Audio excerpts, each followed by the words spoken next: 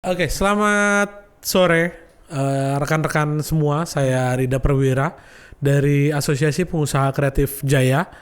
Hari ini akan mewakili dari Meet the Investor 3 yang akan sharing beberapa hal atas produk yang sedang kami buat bernama Kersahap. Kersahap adalah pre-incubation training dari MTI yang akan mempersiapkan teman-teman sebelum maju ke Meet the Investor. Sebagai konteks, Meet the Investor adalah sebuah program dari asosiasi kami yang membawa kurang lebih 30 sampai 40 institusional funder dari beberapa kota untuk dibawa ke Jogja untuk dilakukan speed dating kepada teman-teman pengusaha yang ada di Jogja. Kegiatan ini bagian dari mempersiapkan teman-teman sebelum melakukan pitching ke institusional funder yang akan dilaksanakan pada MTI 3. Jadi hari ini saya akan menjelaskan modul pertama bahwa kita teman-teman pengusaha sering sekali terkendala dengan hal yang justru menjadi tonggak sebuah perusahaan atau sebuah usaha. Jadi hari ini aku akan menjelaskan mengenai sales and growth. Mengenai sales and growth, ada modul pertama yang saya sharing hari ini mengenai keresahan utama. Sebelum memulai atas modul dari sales and growth ini, mungkin saya sedikit cerita mengenai keresahan apa yang saya rasakan sehingga hari ini kita berada di sini untuk sharing ke teman-teman yang menonton. Oke, kita akan masuk ke pembahasan pertama, modul 1 mengenai sales and growth. Keresahan pertamaku mengenai modul ini adalah seperti keresahan pada umumnya pengusaha, tapi kebanyakan pengusaha belum menyadari tentang pentingnya hal yang akan didiskusikan kemudian. Saya adalah orang yang lahir dan besar dan berkarir di kota yang cukup high income. Di kota kami kebanyakan industrinya salah satu top 3 pariwisata terbesar di Indonesia. Kedua juga adalah oil and gas supporting. Jadi banyak perusahaan-perusahaan di tempat saya tinggal itu berindustri di bidang oil and gas supporting.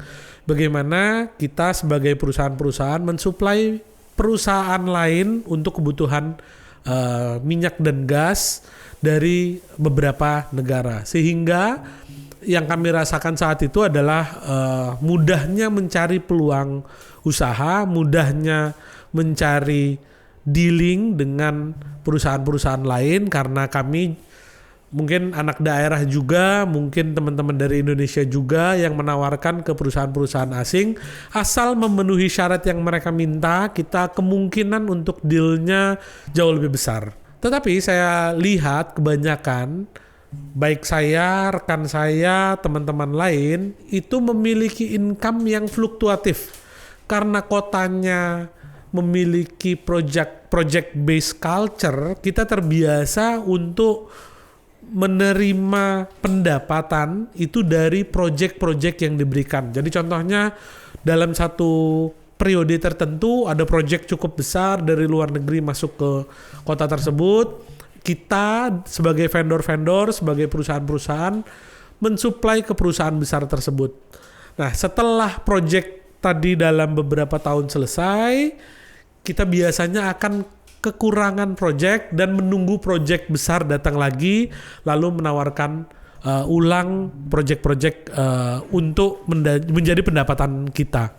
Pertanyaannya adalah ketika saat itu apa yang saya rasakan justru adalah ketidakstabilan, padahal project-project tadi stabil. Akhirnya saya melihat bahwa ada 2 tipe pengusaha yang saya amati, ya ini mungkin saya sebutnya si stabil, yang kedua adalah si gegabah.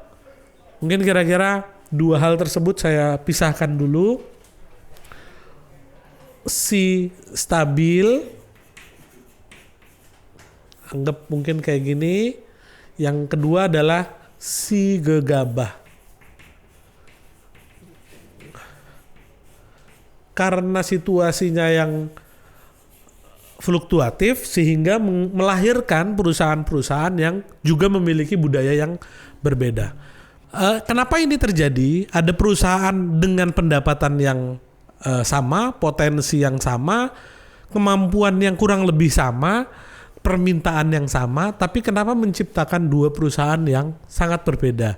Yang pertama sih stabil, yakni dari tahun ke tahun, bahkan sebelum saya berbisnis, saya dengar mereka juga udah belasan tahun memiliki pendapatan yang stabil, memiliki program yang stabil, memiliki aktivasi yang stabil, memiliki organisasi yang stabil. Sebaliknya, saya saat itu dan teman-teman memiliki perusahaan yang justru cukup gegabah. Setiap ada project kita join, setiap ada aktivasi di mana kami join, di mana ada pendapatan di mana kami ikut, ada pitching, terus-menerus kita lakukan. Tim di dalamnya berubah-ubah, pendapatannya nggak stabil, organisasinya tidak tumbuh, juga setelah dilihat revenue dalam 1 tahunnya juga tidak growth, bahkan kadang-kadang cenderung turun. Nah, kenapa ini yang terjadi?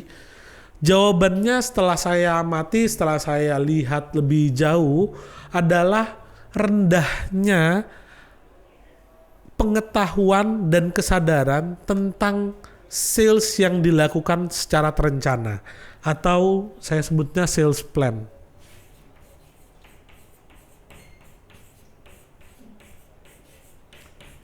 Mungkin sales plan adalah salah satu topik yang cukup perlu kita sampaikan hari ini. Dari sales plan inilah baru terasa sekali antara si stabil dan si gegabah mengelola sebuah perusahaan. Yang satu memiliki pendapatan yang stabil dan diikuti dengan struktur-struktur lainnya, dan si gegabah, saya dan teman-teman melakukan proses sales juga tapi tidak terencana, akhirnya menciptakan ketidakterencanaan proses-proses lainnya. Nah, dari kejadian ini membuat saya akhirnya mengambil kesimpulan sementara bahwa sales adalah bagian yang menjadi penting untuk membangun sebuah perusahaan. Itu menjadi, mungkin hari ini kita sebut mindset, menjadi bekal pengetahuan saya di kemudian hari, bahwa memang sales plan adalah bagian yang cukup penting, bahkan sangat penting untuk dijadikan pedoman sebelum memulai perusahaan. Kenapa sales plan atau sales menjadi bagian yang penting dalam membangun perusahaan? Adalah mungkin mari kita sama-sama membayangkan satu hari ada sebuah mobil pengantaran, ada driver, di samping driver itu ada teknisi yang mengirimkan sebuah barang dari tempat A ke tempat B. Anggaplah ini truk dengan muatan yang penuh.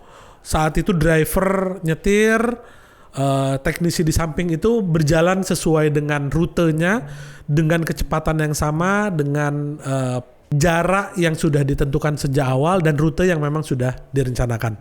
Lalu saat di jalan, dengan seluruh kecanggihan fitur yang dibawa oleh driver, kebetulan driver ini mengantarkan barang yang cukup penting, sehingga disiapkan juga mobil dari Eropa dengan fitur yang canggih, dengan fitur yang baik, dengan fitur yang sangat nyaman, bahkan tergolong VIP. Tiba-tiba di jalan mobilnya berhenti.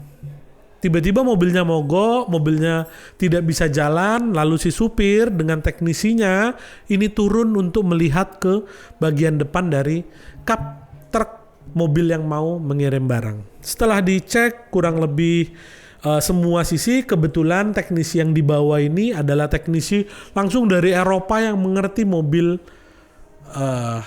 mahal ini.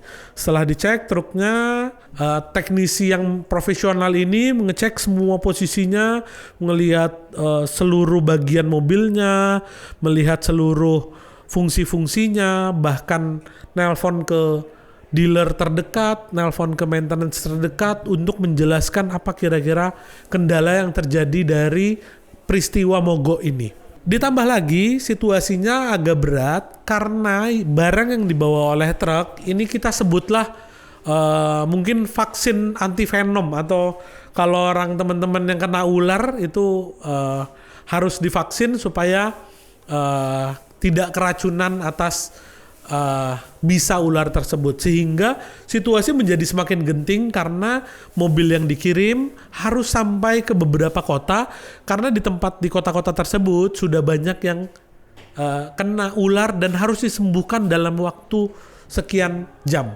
Artinya situasinya menjadi semakin panik, situasinya menjadi semakin genting karena banyak nyawa-nyawa yang harus diselamatkan atas proses pengiriman ini.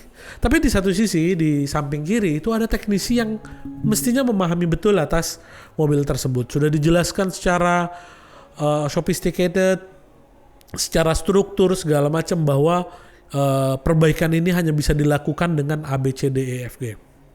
Dalam proses perjalanan tadi, mobilnya berhenti di pinggir jalan. Tiba-tiba ada orang kampung, orang desa yang datang. Orang desa yang datang ini ngelihat truk tadi, terus ngelihat di bagian depan, terus kebetulan dia izin akses untuk ke dashboard. Rupanya mobilnya hanya kehabisan bensin.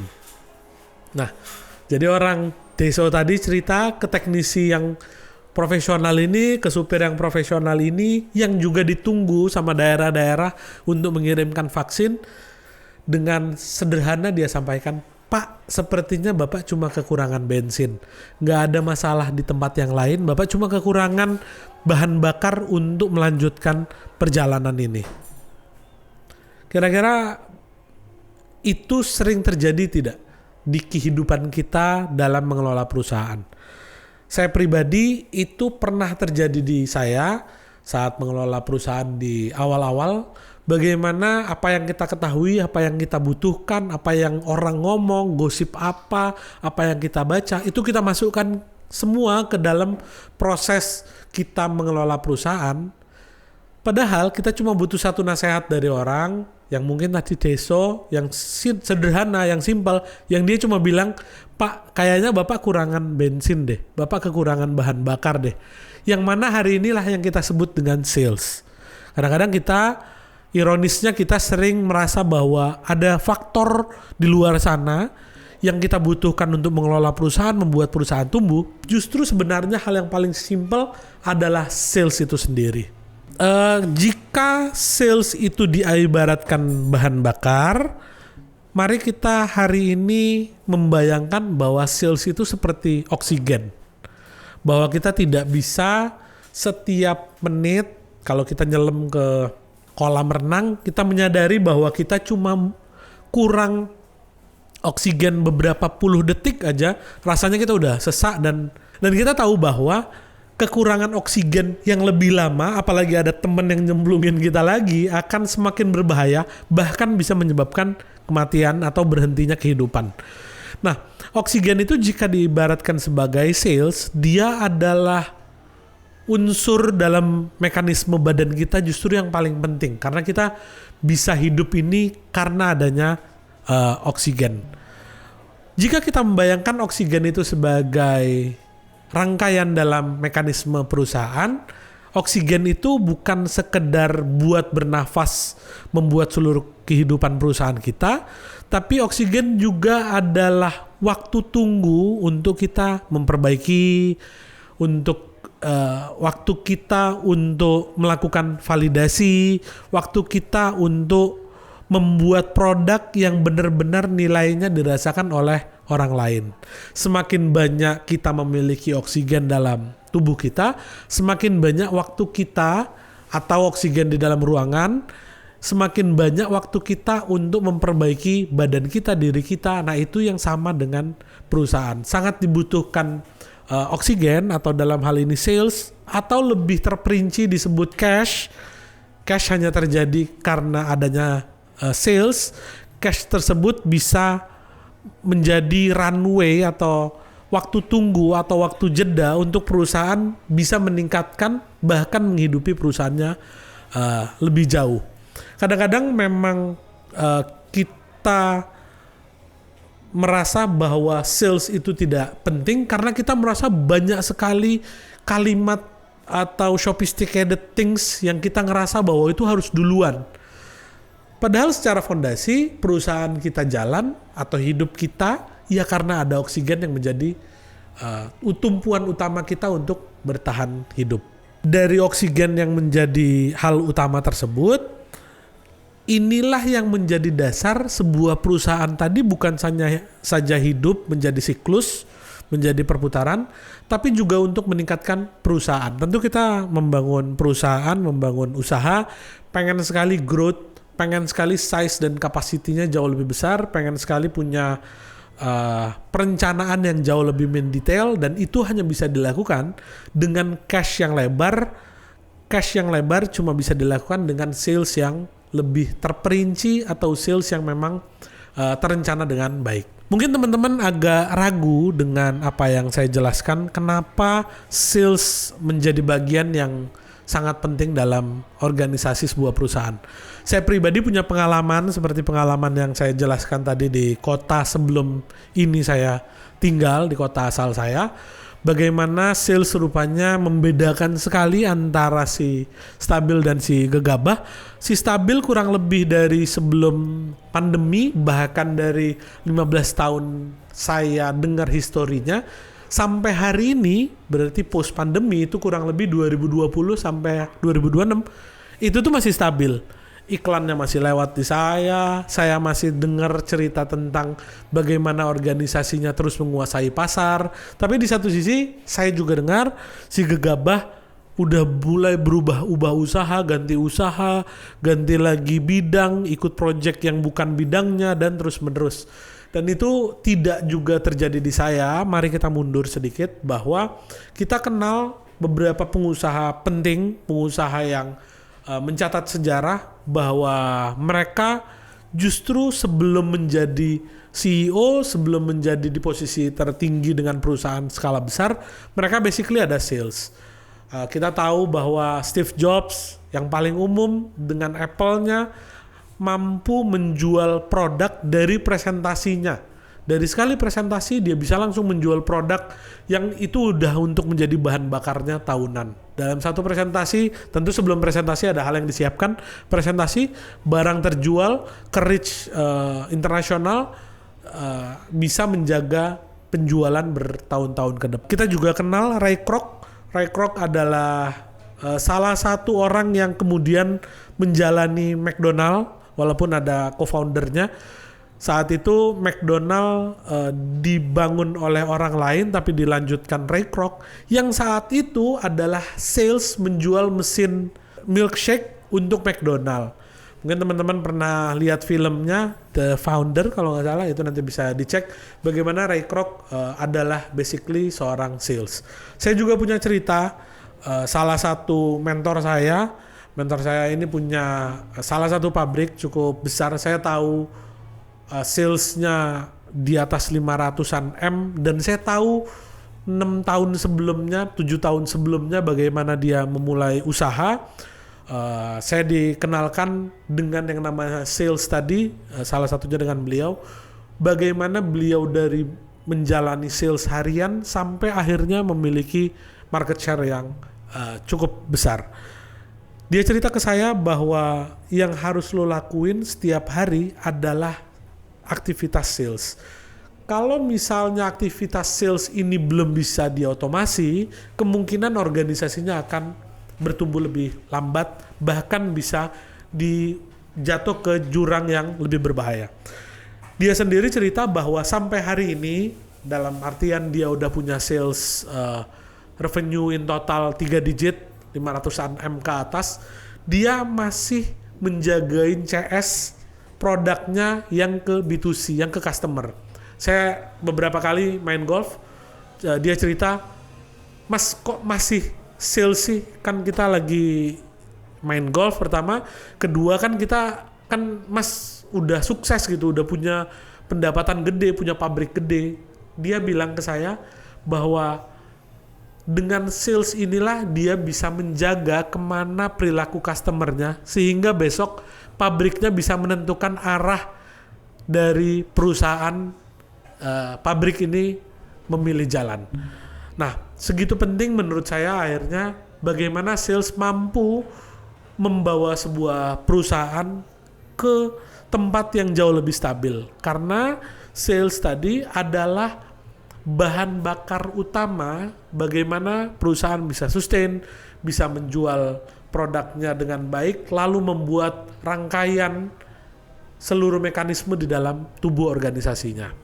Dan menariknya, beberapa pengusaha, bahkan saya sendiri saat memulai dan beberapa dari teman-teman belum menyadari segitu pentingnya proses sales sebagai mekanisme perusahaan yang harus dijalani. Mungkin saya akan mundur ke belakang, lalu saya mencari apa kesalahan saya sebagai pemula saat itu, kenapa bisa punya perusahaan yang tutup, bankrupt gitu, terus akhirnya membangun perusahaan lain. Karena saat itu saya tidak menyadari begitu pentingnya sales untuk menghidupi keseluruhan organisasi yang utuh. Sebaliknya, jika saya tidak melakukan sales, justru apa yang terjadi dalam organisasi saya? Oke. Saya akan jelaskan bahwa sebelum memulai perusahaan, kita semua adalah satu badan. Artinya satu orang yang tentu di belakangnya punya kehidupan kah, keluarga, hal-hal yang harus dibiayai, OPEX kita pribadi. Kalau kita memulai usaha tanpa memikirkan step pertama, atau kalau anak Gen Z bilang bare minimum untuk memulai usaha, yakni tidak bisa menjual atas minimal penjualan untuk menghidupi saya pribadi as a badan dan orang-orang di sekitar, akan sulit untuk melakukan proses mekanisme perusahaan ke depannya. Kita tahu setelah perusahaan bisa menjual, dapat pendapatan, dia bisa menghidupi kita pribadi untuk beberapa bulan. Lalu dari sana baru kita tingkatkan salesnya, barulah kita bisa meng-hire yang namanya operasional. Operasional itu ya tentu ada produksi di dalamnya, di situ ada pegawai di dalamnya, di situ ada akuntan dan lain-lain. Nah, proses ini semua menjadi tidak bisa berjalan mekanismenya. Misalnya ini operasional, di sini nanti ada keuangan, di sini ada produksi, dan selanjutnya. Jika di sini tidak ada aktivitas sales yang dilakukan terus-menerus, kita kasih tanda aktivitas sales yang terus-menerus untuk kembali menghidupi di operasional ini. Oke, setelah operasional tentu setelah mekanisme ini berjalan, mulai ada pendapatan, barulah kita bisa memasukkan ke dalamnya marketing. Bagaimana marketing ini adalah merancang program sehingga demand atau permintaan bisa kita kotak-kotakkan sebelum kita lakukan transaksi lebih jauh. Untuk mendelivernya kembali kita butuh operasional. Setelah operasional mengerjakan apa yang diminta oleh customer, marketing membuat lagi program. Setelah program dari marketing berjalan, kita butuh aktivasi. Saat market sudah mulai membeli produk kita harus ngingetin dia di mingguan kah, bulanan kah, tahunan kah, agar mereka tetap loyal menjadi customer. Aktivasi tersebut sama membutuhkan biaya, yang mana sumber utamanya tadi kembali adalah sales.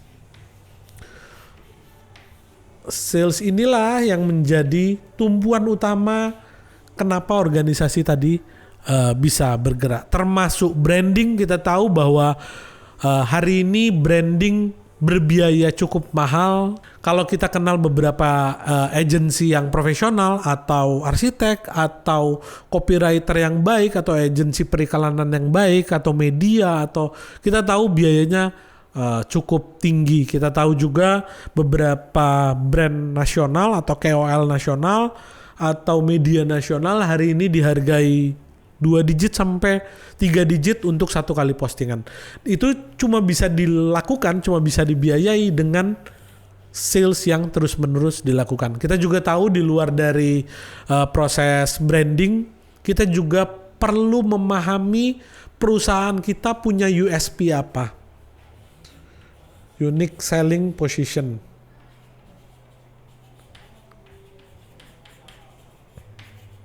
Positioning.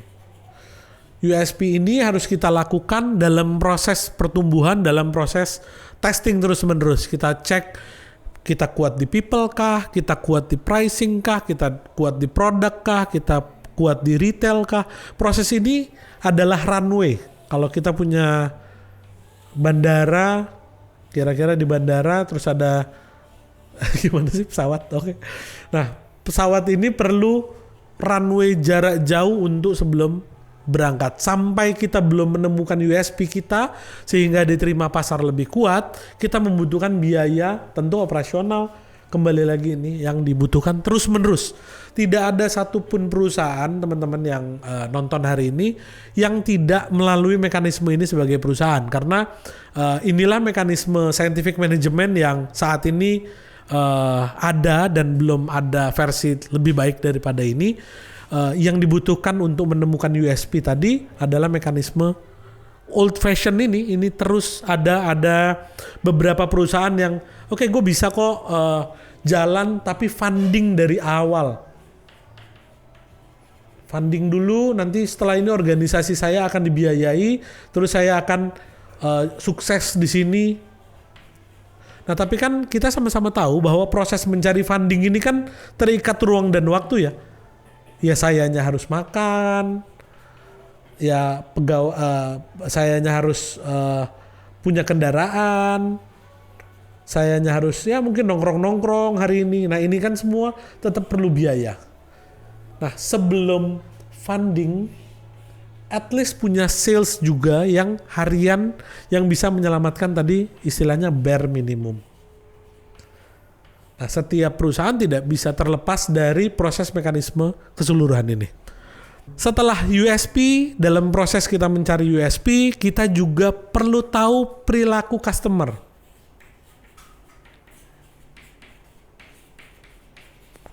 Oke. Sales membantu kita punya runway untuk mencari perilaku customer. Ini saya share beberapa cara mengetahui perilaku customer yang dimiliki perusahaan besar yang mereka mungkin belum sempat berbagi ke teman-teman, tapi selalu mereka gunakan.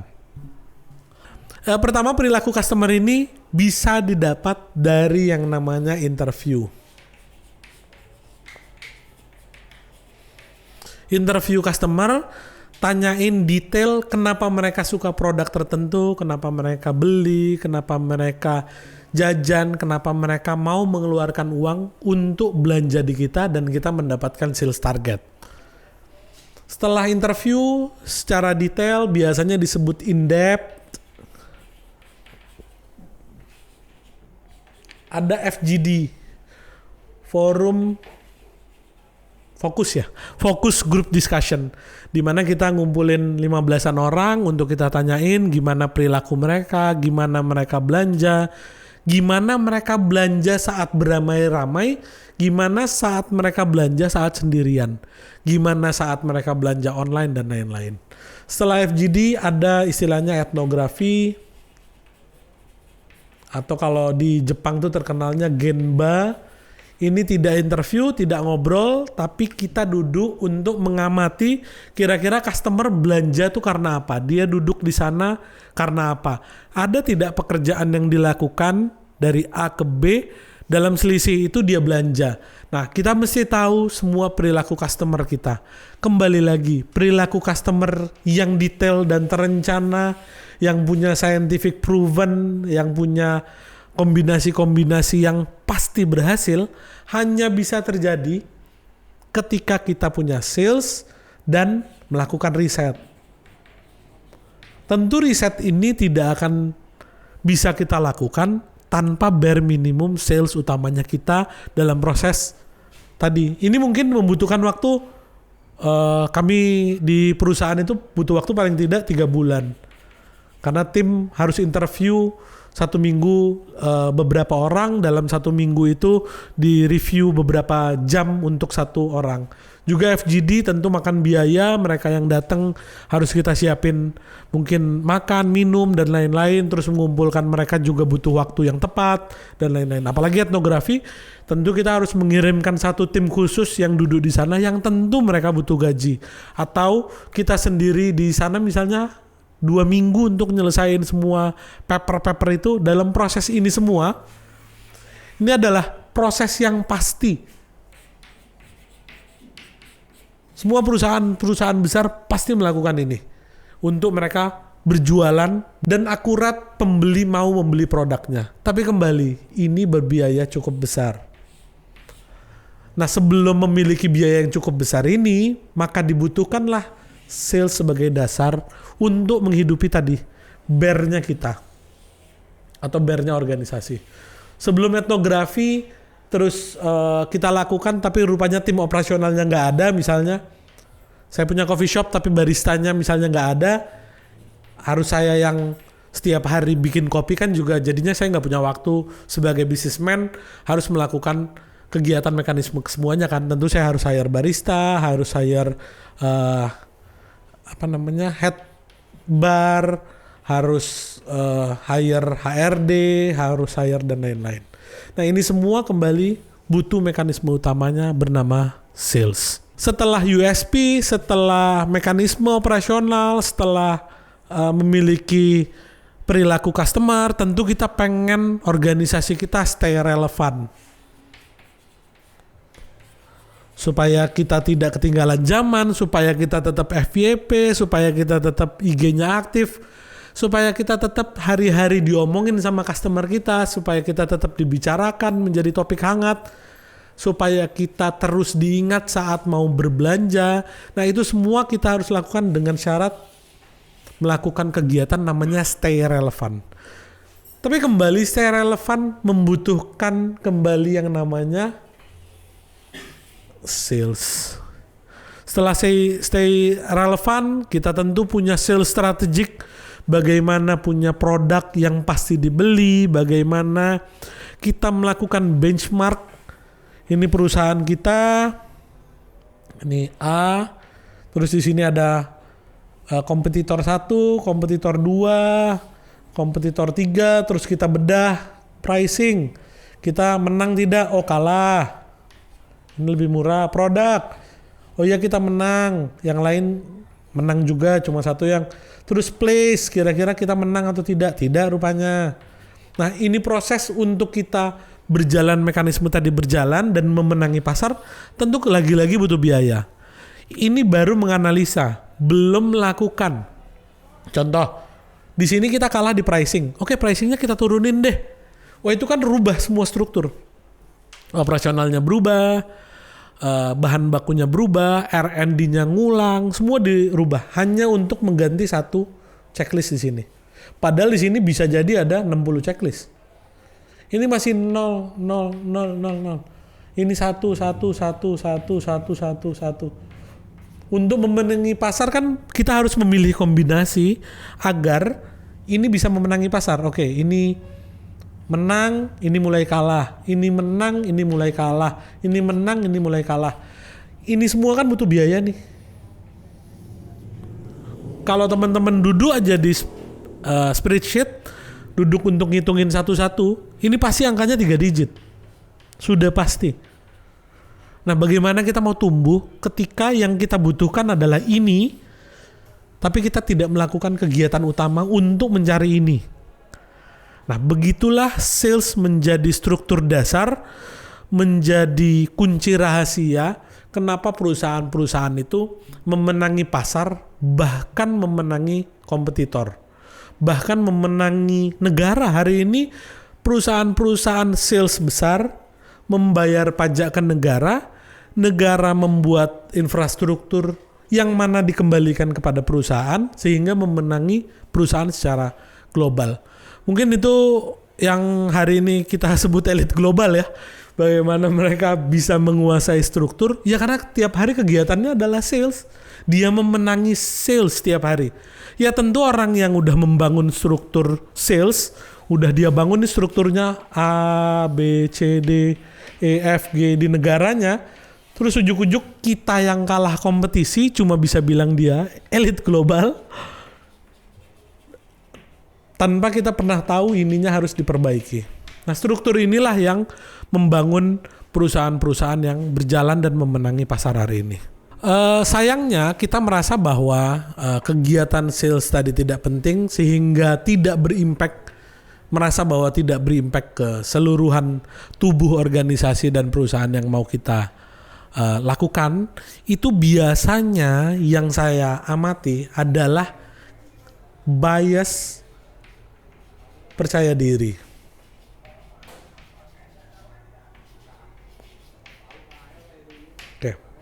Di modul pertama, di video pertama ini mungkin aku share hal yang justru paling penting dulu biar terbuka bagi teman-teman, dan tentunya saya jamin ini tidak ada di training daging lainnya dan bisa didapat di training ini dengan harga yang pasti saya jamin murah. Pertama adalah bias percaya diri. Bias percaya diri adalah biasanya pengusaha merasa, kita ngerasa, saya ngerasa, teman-teman berusaha merasa bahwa produk yang dikeluarkan pasti bagus sehingga ada orang yang mau membeli. Itu problem utama, bahwa kita pikir produk yang kita jual itu sebagus itu sehingga ada orang mau beli. Padahal yang orang-orang lupa, saya lupa, teman-teman sering lupa, adalah di balik biasanya tadi ada kepercayaan diri, ada produk yang kita buat, nah produk satu. Itu in the same time dia tuh ada produk lainnya, bahkan sampai berapa? Udah pakai kadung pakai Romawi ya. Ya 300, ada 300 produk lainnya yang sama yang ditawarkan ke customer. Problemnya adalah produk yang sama yang ditawarkan ke customer itu membuat produk kita jadi tidak unik. Nah, kepercayaan diri kita tadi membuat kita merasa bahwa kita cukup berdiam dan ada yang beli. Itu terjadi, itu lumrah sekali terjadi. Itu terjadi di saya, itu terjadi di lingkungan saya, itu umum sekali terjadi. Teman-teman mesti menyadari dulu bahwa sepenting itu dan sebahaya itu jika kita memiliki percaya diri yang cukup kuat sehingga tidak mau menjual. Setelah kepercayaan diri yang tinggi, selanjutnya adalah berpikir. Ini sering terjadi, ini sering saya temui basically karena awal usaha dari dulu saya punya mental sales cukup kuat, terus punya public speaking yang lumayan dilatih sehingga bisa lepas cukup cepat dari proses ini. Kedua adalah merasa bahwa sales itu kurang dihargai. Ini salah satu mental block yang jadi masalah utama karena merasa sales itu bukan pekerjaan yang cukup prestis. Jadi pekerjaan yang cukup prestis apa? Ya tentu ya production, ya tentu marketing, ya tentu R&D. Coba posisinya apa? R&D. Wah ini kayak keren banget gitu. Atau posisinya apa? Finance. Wah itu kayak, wah dia orang finance. Apalagi di Amerika, finance lawyer itu selalu jadi kebanggaan. Tapi coba bayangin kalau itu sales, orang langsung menjauh semua.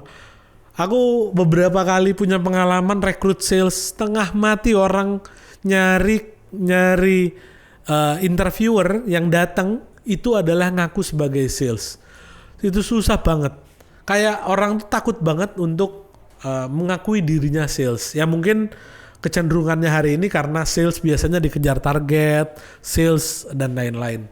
Nah karena sulitnya itu di industri, makanya kita sendirilah sebagai pengusaha yang harus menanamkan diri kita bahwa kita sales dulu. Salesman yang ada di perusahaan ini yang paling tinggi itu saya. karena saya yang bisa menjual semua produk-produk ini. Orang yang punya posisi sales tidak akan pernah takut kehilangan satupun pegawai. Saya beberapa kali jokes doang,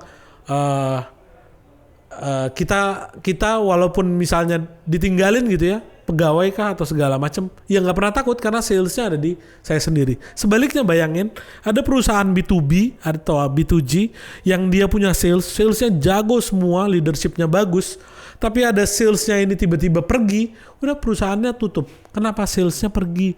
Database saya di sana. Nah makanya seorang pengusaha dia mesti pertama punya karakter, punya pemikiran, punya mindset bahwa dia sales. Dia tahu cara genggam marketnya, dia tahu cara kontrol perasaan customer sekitarnya, sehingga mau ditinggalin berapapun sales di dalam korporasinya, ya dia tetap bisa jualan. Bagaimana kita sendiri sebagai pengusahanya yang mesti menyadari bahwa sales itu menjadi tumpuan utamanya kita. Sehingga mau punya situasi apapun, kita tahu bahwa klien kita, customer kita akan datang itu semua karena sistem yang memang sudah kita pahami dulu sebelum menyerahkan itu ke posisi lain.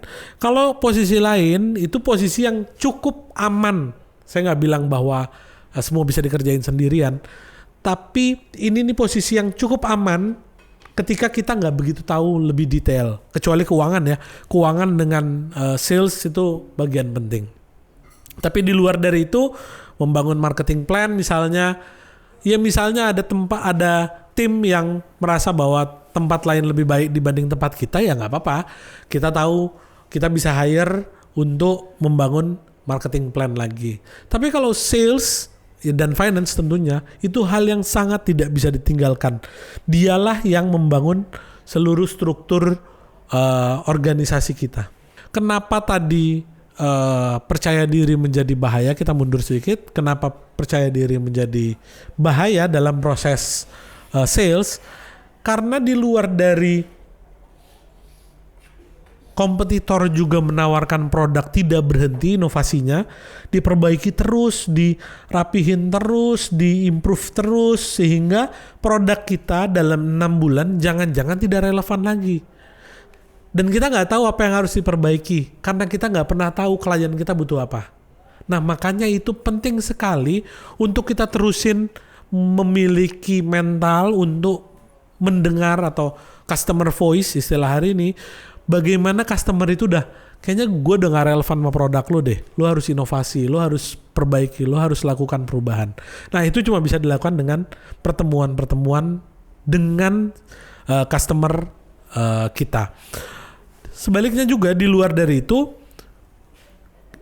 saat kita punya klien, tentu klien punya prioritas. Klien hanya berpikir tentang prioritas hidupnya. Walaupun ini teman, walaupun ini mungkin keluarga, walaupun ini orang yang dekat dengan kita, tapi kan dia tetap punya prioritas untuk menyelesaikan pekerjaannya dulu dibanding membantu kita. Nah, yang harus kita lakukan adalah menaikkan prioritas kita yang tadinya di bawah menjadi ke atas. Nah, sehingga proses negosiasi menjadi mudah, tapi di satu sisi juga kita nggak berhenti untuk nawarin, untuk melakukan kegiatan sales. Karena produk saja tidak pernah cukup untuk kita dinotis oleh orang lain. Kita perlu mengamplifikasi bahwa produk kita baik, produk kita lebih bervalue daripada yang lain. Nah, dari proses itu tadi perlu dealing kita dengan customer, deal itu harus dilakukan terus-menerus agar kita bisa memindahkan uangnya ke rekening kita yang tentu di situ ada margin, di situ ada COGS dan lain-lain. Setelah kita menyadari bahwa sepenting itu proses sales, kegiatan atau aktivitas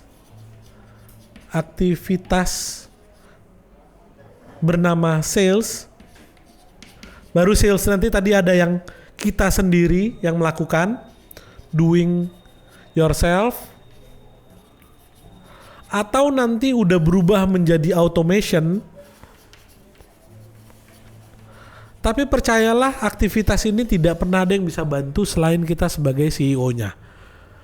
Atau kita sendiri pemiliknya, atau kita sendiri leadernya, mau punya organisasi, mau punya perusahaan, mau punya kampus mungkin, tidak pernah hilang dari kegiatan yang namanya aktivitas sales. Nah, aktivitas sales inilah kemudian nanti menjadi doing yourself atau menjadi automation, tetap dua-duanya harus dikerjakan. Nah, kendala dari dua-dua dikerjakan inilah yang akhirnya orang merasa bahwa ya udah deh kita otomasiin aja dulu. Padahal kalau kita tidak tahu perilaku customer kita dulu dengan kita yang turun langsung, gimana cara ngeotomasiinnya? Kita tidak akan pernah sampai ke sales yang otomasi kalau kita sendiri nggak pernah tahu customer kita sukanya apa. Kan nggak mungkin tiba-tiba saya dapat inspirasi atau mimpi atau tiba-tiba punya sales letter yang kuat yang dilakukan selalu berhasil bukan tanpa pengalaman atau experience kan. Kita sama-sama tahu nggak ada satupun skill di dunia ini yang tiba-tiba gifted aja gitu. Tiba-tiba ada anak lahir jago banget main gitar. Ya at least dia cerita doang gitu kan. Dia nggak tahu 3-4 tahun dulu sebelum dia jadi jago orang tuanya lesin di tempat lain. There are no gifted dalam hal skill. Itu adalah proses yang harus dikerjakan terus-menerus. Nah, sales adalah proses yang harus dilakukan, dikerjakan setiap hari, sehingga itu menjadi proses yang biasa, proses yang tahu cara ngedilingnya, apa yang harus diperbaikinya, ya kayak skill-skill lainnya, public speaking, main gitar, vokal, ya itu proses yang harus dilatih. Seorang vokalis ya punya latihan tenggorokannya supaya tetap relevan suaranya, supaya notnya tepat, supaya nggak sumbang dan lain-lain. Sama sales adalah kegiatan yang harus dilakukan terus-menerus. Yang menjadi kendala adalah dalam proses kita belum menemukan cara berjualan yang tepat dan apalagi memiliki otomasi. Dan biasanya kalau otomasi ini dibuat sebanyak apapun timnya ya pasti gagal karena kita juga nggak tahu apa yang dibuat, apakah sales scriptnya, apakah dan lain-lain yang nanti akan dijelaskan. Kenapa itu tidak pernah? Karena juga nggak tahu perilaku customernya. Nah, perilaku customer kembali inilah adalah biaya paling mahal.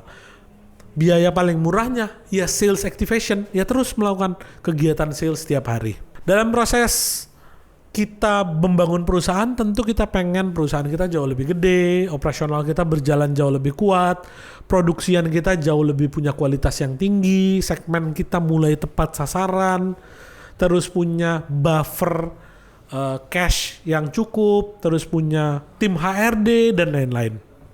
Nah, proses itu tuh tidak bisa terjadi sewaktu-waktu tiba-tiba berubah jadi perusahaan yang gede. Dia adalah proses bagaimana memiliki revenue gede dulu. Setiap perusahaan pasti punya revenue dulu. Atau kalau hari ini orang suka nyebut omset, atau hari ini suka sebut gross revenue. Nah, dari gross revenue ini kan tentu dikurangin margin ya. Dikurangin COGS, Capex, OPEX, baru dia menjadi margin, baru dia di sini menjadi operations profit. Apakah revenue ini serta-merta masuk hanya karena kita punya seluruh ini? Punya operasional, punya orang finance, punya produksi, punya R&D dan semua struktur di sini.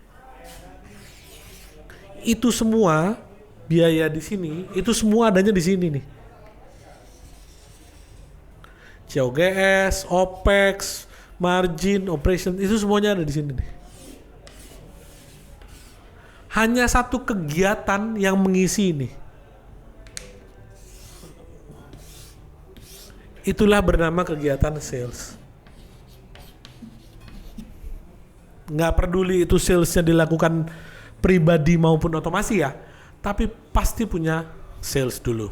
Dari sales yang dilakukan tadilah menjadi seluruh struktur. Karena kita harus sebagai pengusaha pasti punya mimpi perusahaan kita akan tumbuh di kemudian hari.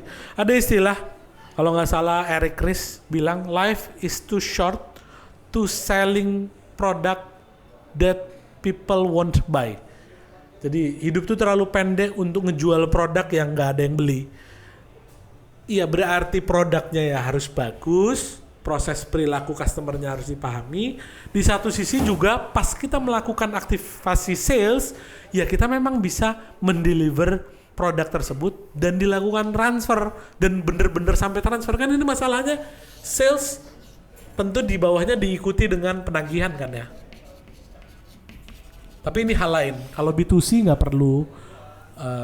B2G biasanya jauh lebih aman. Ketika penagihan masuk kan baru menjadi revenue.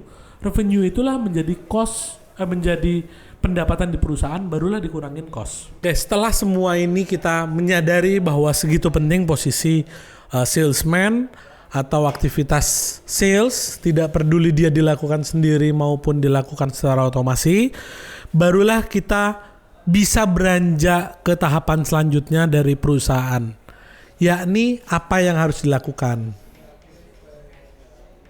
Oke. Nah, apa yang harus dilakukan inilah biasanya orang berhenti dan percaya diri terus produksi tanpa menyadari bahwa barang yang diproduksi harus dijual. Dijual oleh siapa? Oleh orang yang memiliki skill, orang memiliki kemampuan. Kalau kemampuan itu saya tidak bisa hire, lalu siapa? Ya tentu diri kita sendiri, satu-satunya orang yang menjadi bare minimum tadi di sini untuk membangun perusahaan yang menjadi sales. Setelah sales masuk, barulah bisa ke mekanisme selanjutnya. Yang pertama adalah deep dive. Oke.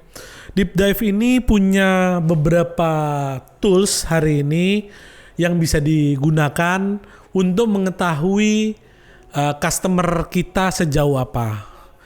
Sebelum kita memiliki rancangan, tadi ada interview in depth, ada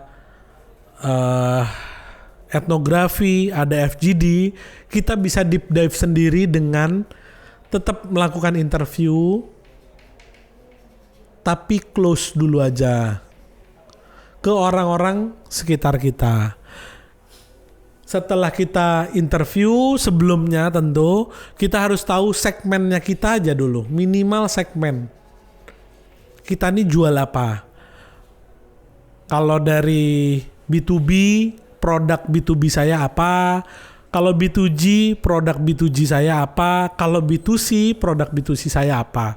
Dari segmen tadi baru akan ketahuan kira-kira customer kita suka apa.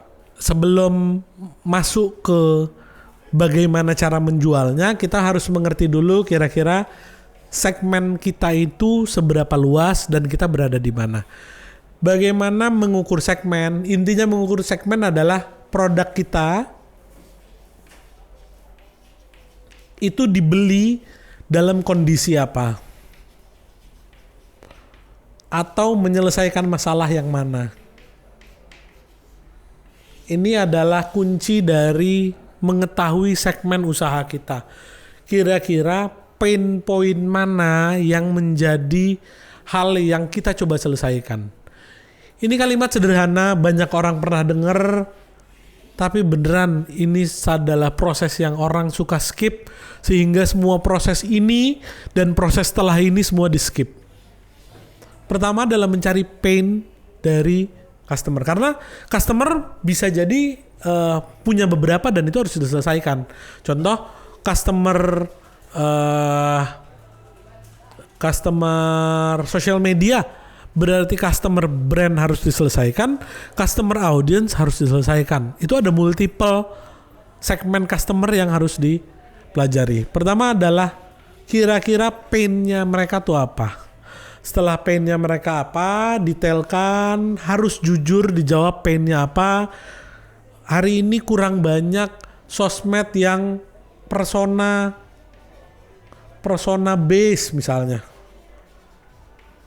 Ada beberapa hari ini di TikTok yang personanya persona red flag, persona apalagi itu cowok tomboy dan lain-lain. Nah itu bisa dijabarin. Setelah personanya base-nya kurang, mungkin kurang dance-nya kurang misalnya.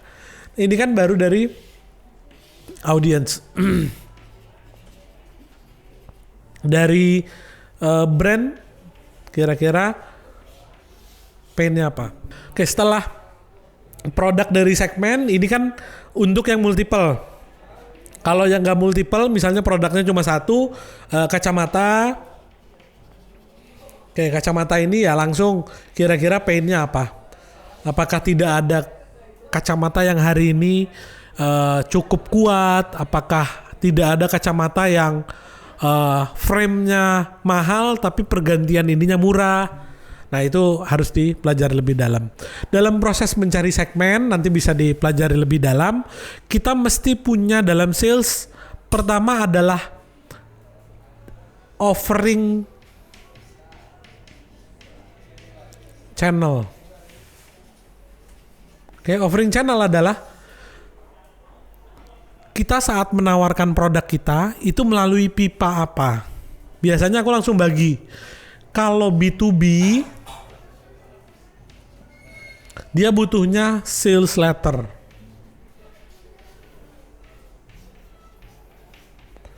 Kalau B2C dia butuhnya experience. Kalau B2G dia butuhnya trust. Oke, beda-beda setiap segmen market yang mau dikejar, beda-beda juga offeringnya. Contoh, di B2C, offering letternya nggak bisa sales letter kayak orang jual mobil, ada harga, terus di bawahnya ada bisa dicicil 6 tahun dengan bunga sangat rendah. Nggak bisa. Dia tetap harus bikin menu yang terpampang dengan foto dan video yang bagus.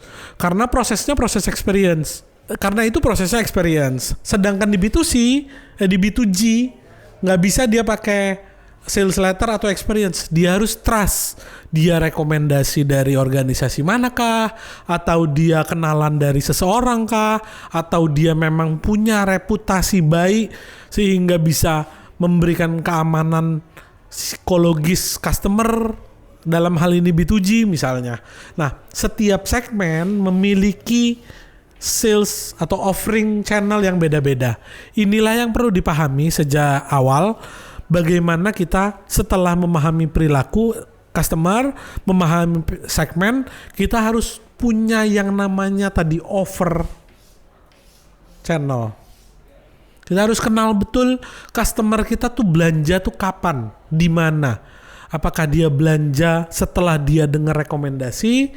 Apakah dia belanja setelah dia lewat, kalau B2C biasanya lewat retail, biasanya lewat, atau dia biasanya lewat di FYP, itu tentu beda-beda perilakunya. Nah inilah offering channel yang harus dianalisa kedua setelah mengetahui segmen.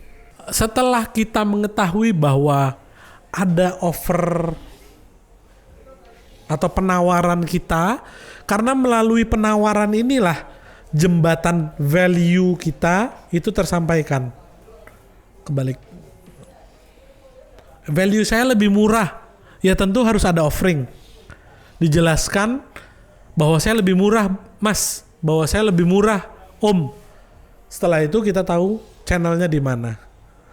Setelah segmen, offering channel, tadi 2. Ketiga adalah offernya sendiri, penawarannya sendiri. Itu bentuknya kayak gimana. Setelah kita tahu, oh saya mau nyampein ke A melalui channel ABCD, kanal ABCD. Setelah itu turun ke 3. Nah ketiga ini yang saya mungkin jelasin agak lebih detail dibanding yang lain. Pertama, offer itu harus teman-teman miliki namanya anatomi. Oke. Anatomi ini bagaimana dulu kita tahu Leonardo da Vinci ngebedah badan seseorang untuk tahu strukturnya, ini tulang rusuknya, ini jantungnya, ini hatinya, segala macam. Nah, anatomi itu proses kayak gitu, tapi dalam hal membedah segmen dan membedah offering dan offering channel. Kalau kita jabarkan dalam anatomi untuk B2B, biasanya kita pakai namanya pitch deck.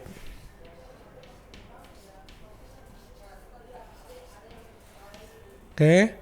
Nah, pitch deck ini teman-teman bisa jabarin. Dia bentuknya kalau di B2C itu menu. Kalau menu ditempel di dinding, offernya. Tapi kalau pitch deck B2B itu bentuknya presentasi. Nah, yang paling sulit dari presentasi itu tentu sulit. Yang kedua adalah cari channelnya, yakni proses orang mau menyediakan 30-45 menit untuk ketemu dengan kita untuk dilakukan pitch deck. Pitching. Istilahnya pitching. Pitching nggak perlu terlalu banyak, nanti bisa dijelaskan lebih detail di beberapa program Meet the Investor 3, ada roadshow-nya yang menjelaskan tentang pitching. Tapi pitching, poin pentingnya adalah setelah intro adalah pain. Inilah kita butuh deep dive lagi tentang customer kita. Dalam konteks kehidupannya dia, saat kita masuk, dapat waktu untuk pitching, kita itu berada di dalam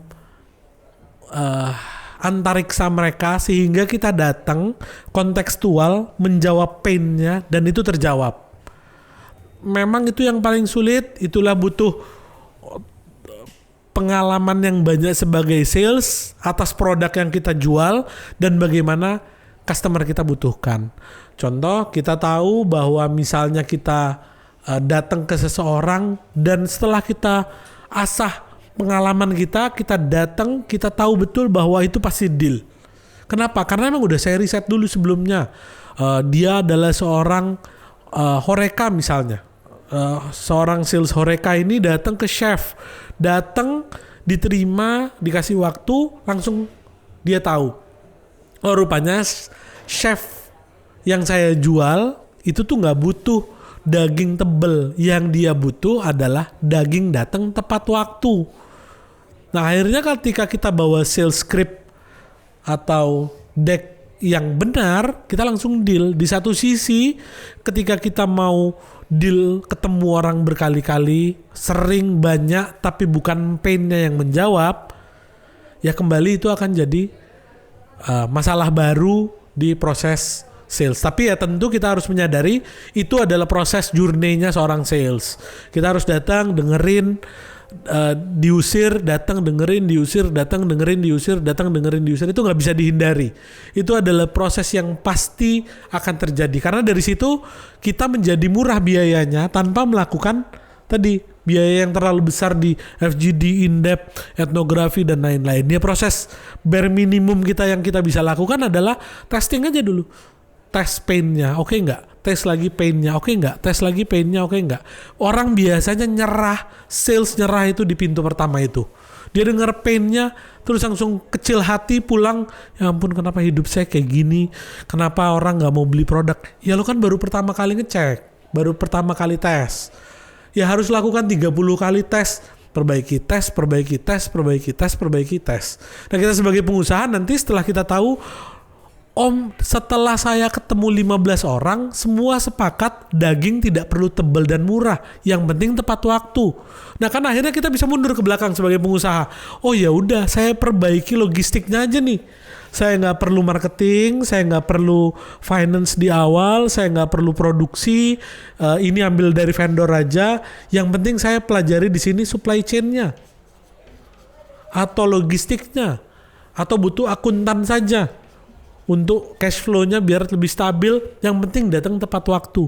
Nah, proses itu kan terjadi, pain, ini kan proses ini terjadi dengan cara interview cepat tadi. Datang canvassing, oh enggak. Begitupun juga misalnya saya penjual gitar. Gitar kita harus tahu tadi deep dive sebentar, kita segmennya apa, sebentar aja kok ini cuma beberapa jam. Setelah segmennya apa, kita tahu orang beli gitar tuh karena apa. Hari ini tuh bisa riset. Nanti ada beberapa teman saya yang bisa bantu jelasin gimana namanya ini product intelligence ya namanya ya. Product intelligence. Ini beberapa pengusaha jago di product intelligence dan salesnya oke. Setelah pain, kita tahu painnya apa, barulah value proposition.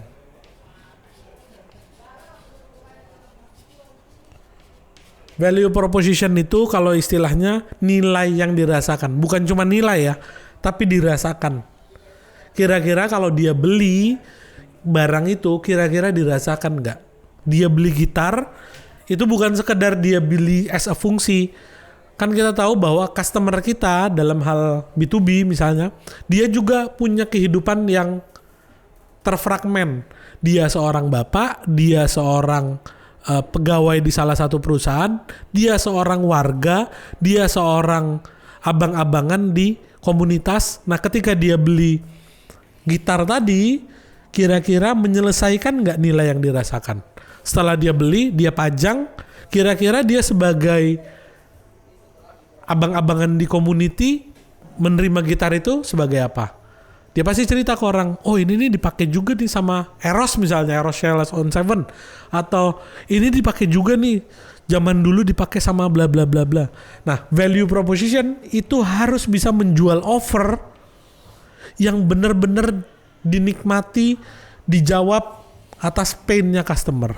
Nah, value proposition itulah setelah kita rangkai dari value-nya, baru kita tulis menjadi offering-nya. Offering-nya kita tulis dalam pitch deck. Pitch deck adalah momentum untuk menjelaskan beberapa menit ke customer, terus customer bilang, ya saya beli.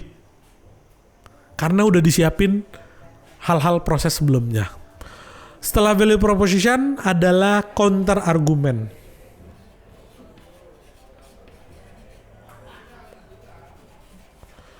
Tapi counter argumen harus yang minor, nggak boleh yang major. Contoh, mas saya mau beli gitar, bang saya bawanya drum. Nah itu yang sales yang nyebelin tuh biasanya gitu, counter argumen tapi yang ditawarin malah yang major. Itulah yang kadang-kadang merusak tuh.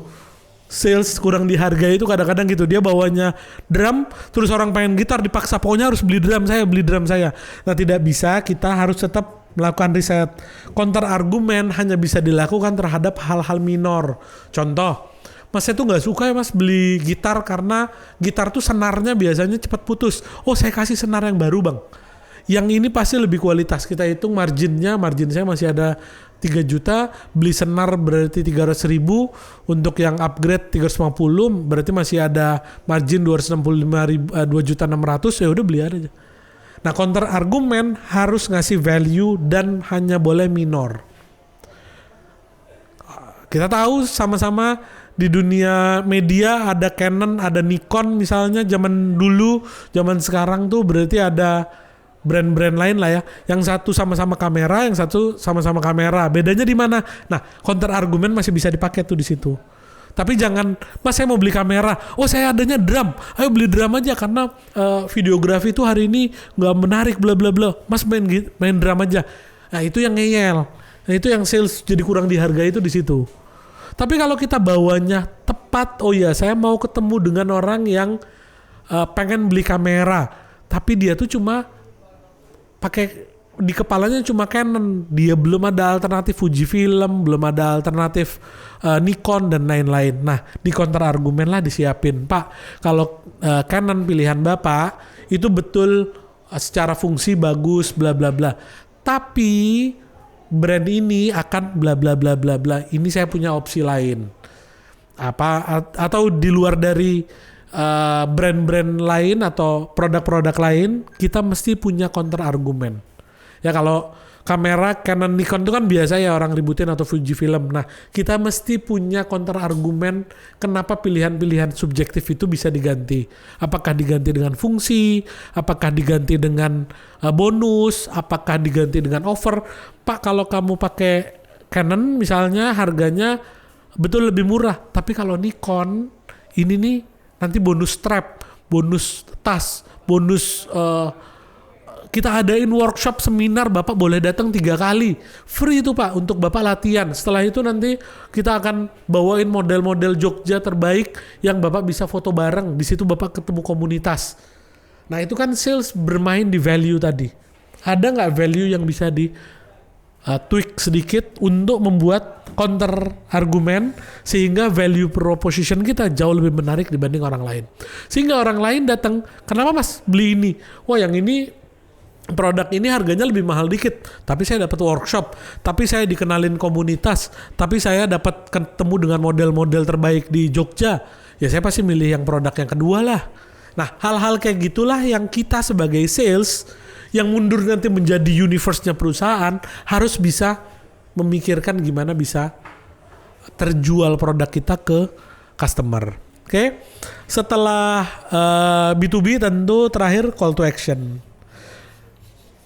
Kalau orang sudah suka dengan produk kita, value sudah kuat, counter argumen terjawab, harga masuk akal, dan lain-lain, dia pasti akan bertanya sendiri, terus next saya harus ngapain Mas? Nah disitulah siapin CTA-nya.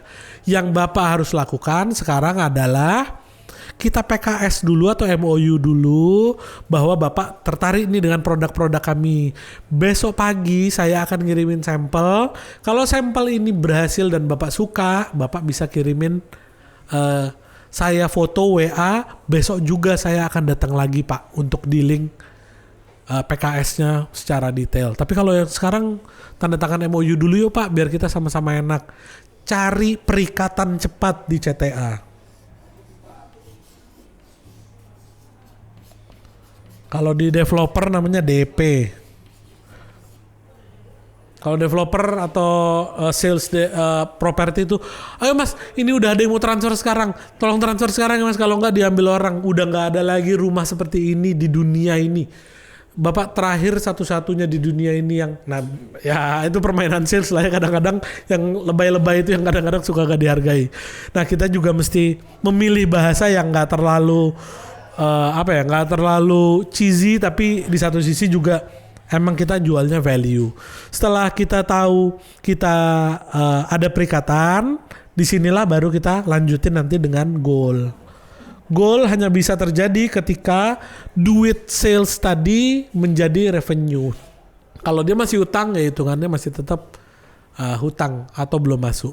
Oke, setelah B2B tadi melalui pitch deck kita bisa punya perusahaan yang basisnya adalah B2C online.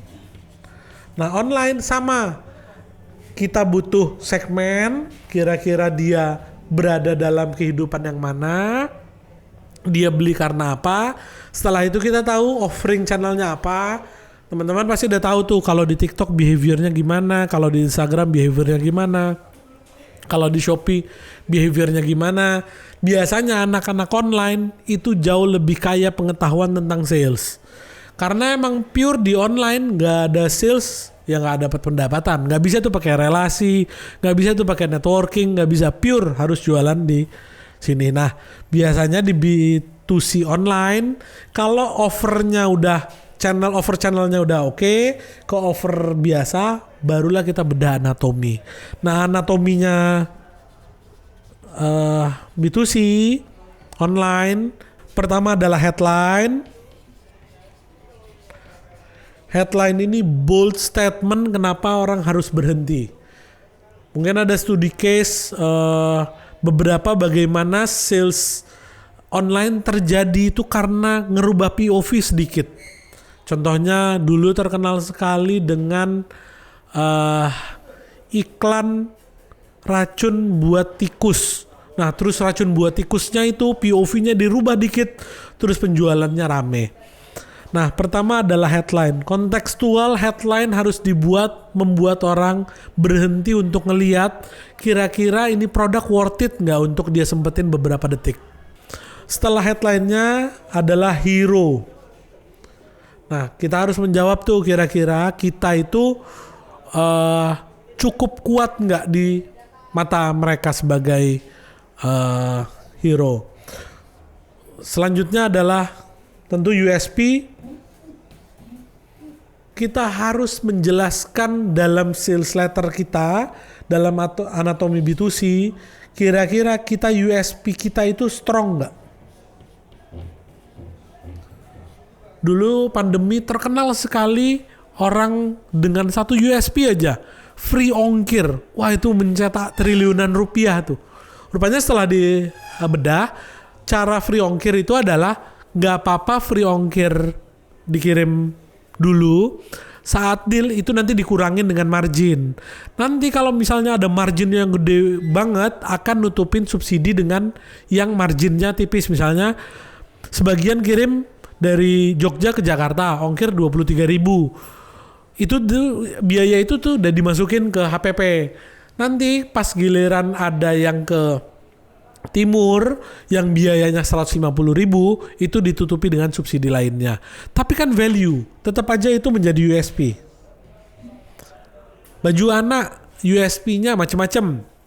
Ada yang USP-nya karena kerjasama dengan KOL terkenal, atau ada USP-nya bonus. Hari ini tuh bonus, banyak bonus ini e-book. Tuh banyak produk-produk online sekarang jual satu kamera tapi e-booknya bisa 100. Nah itu kan value.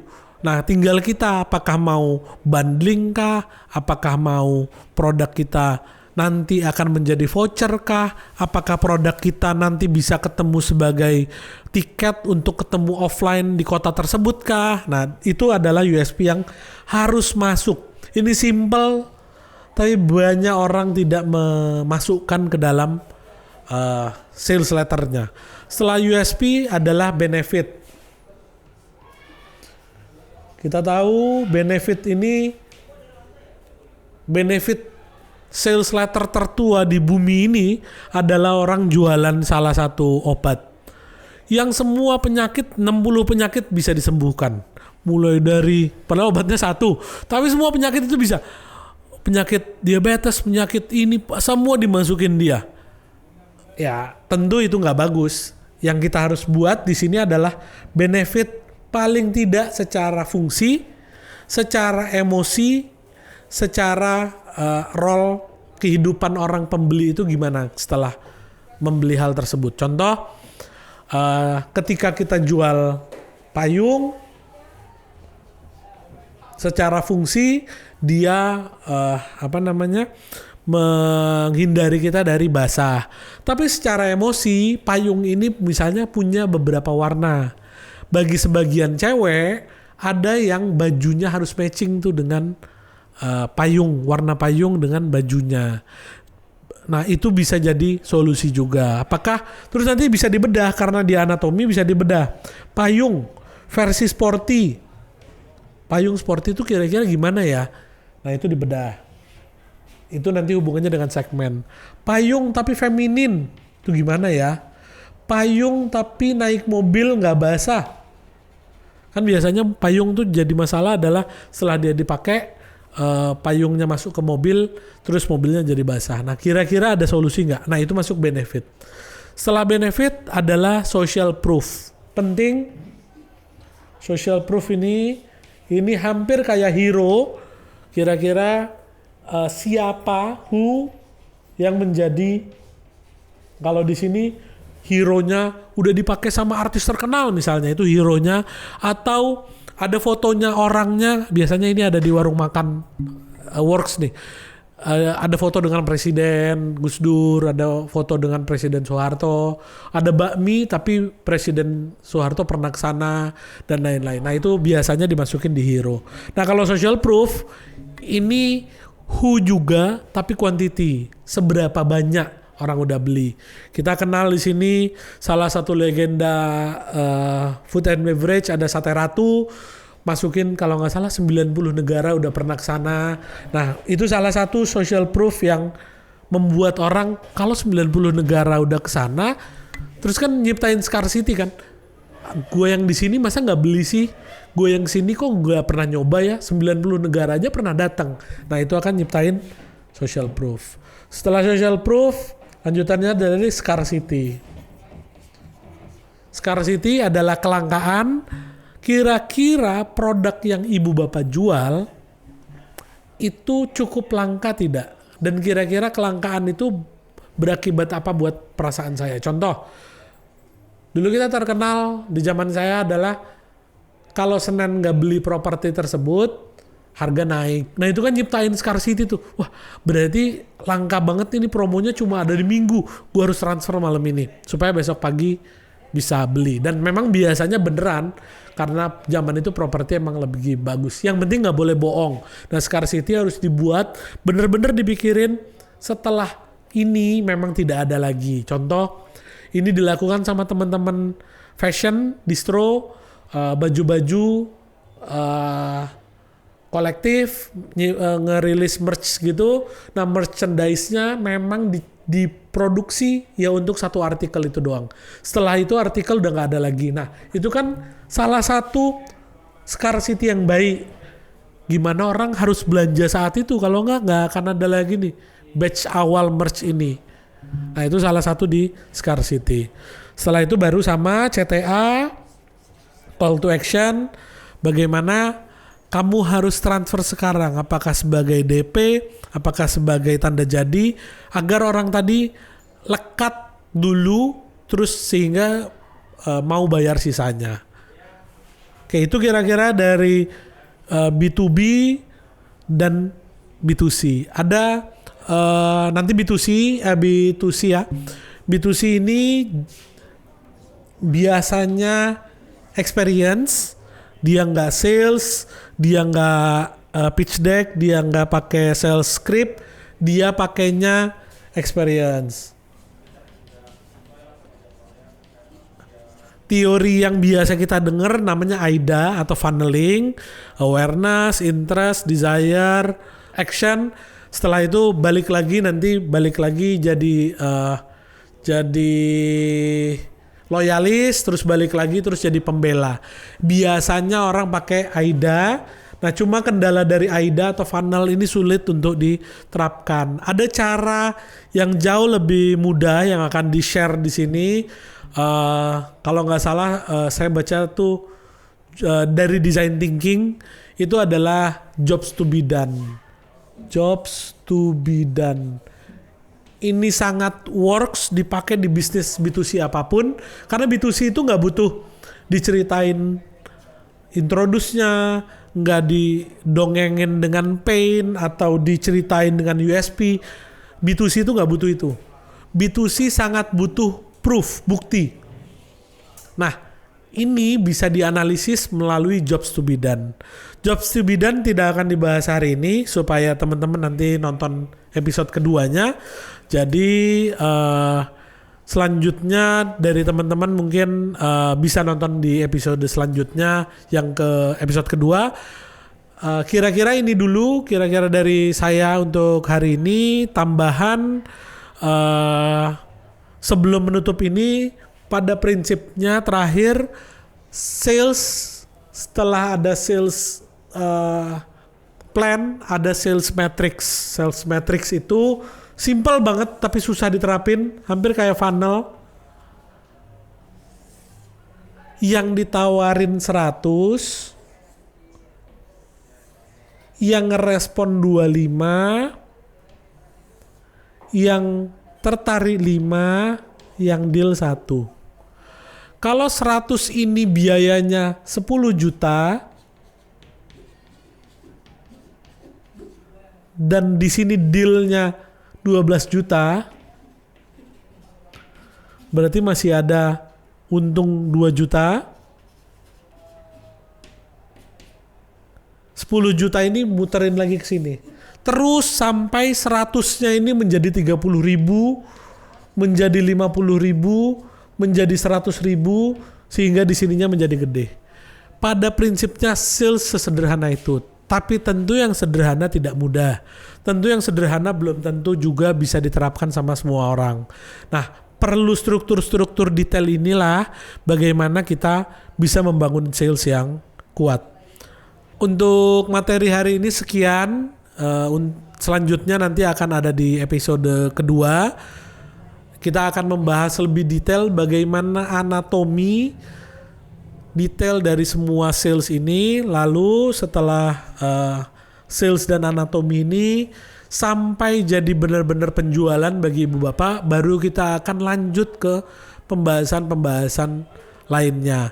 Dan tidak berhenti di saya mewakili Asosiasi Pengusaha Kreatif Jaya, juga sebagai asosiasi yang menyelenggarakan salah satu event yang cukup besar namanya Meet the Investor. Kami berkomitmen untuk memberikan knowledge yang promisnya adalah daging tapi tidak mau dengan biaya yang mahal. Jadi kita promise akan mendeliver teori-teori dan praktek-praktek yang baik, dan setelah teori ini dijelaskan akan ada inkubasi dari Meet the Investor. Proses inkubasi ini akan one on one dididik langsung oleh pengusaha-pengusaha yang sudah proof. Setelah itu baru di tahap selanjutnya di Meet the Investor kita akan bawakan teman-teman anggota atau tidak anggota dari ekosistem pengusaha di Jogja untuk dibawakan bertemu dengan investor, pemodal atau crowdfunding untuk menguji apakah bisnisnya memang layak untuk didanai atau tidak. Nah, proses ini kita lakukan di Asosiasi Pengusaha Kreatif Jaya. Untuk materi ini di luar dari saya akan ada 100 pengusaha lain yang akan sharing mengenai bisnis-bisnisnya, dan saya pastikan mereka hanya sharing yang daging-daging saja. Karena kami percaya hari ini knowledge harus diberikan seluas-luasnya secara inklusif. Terima kasih, selamat sore Ibu Bapak semua, sampai jumpa.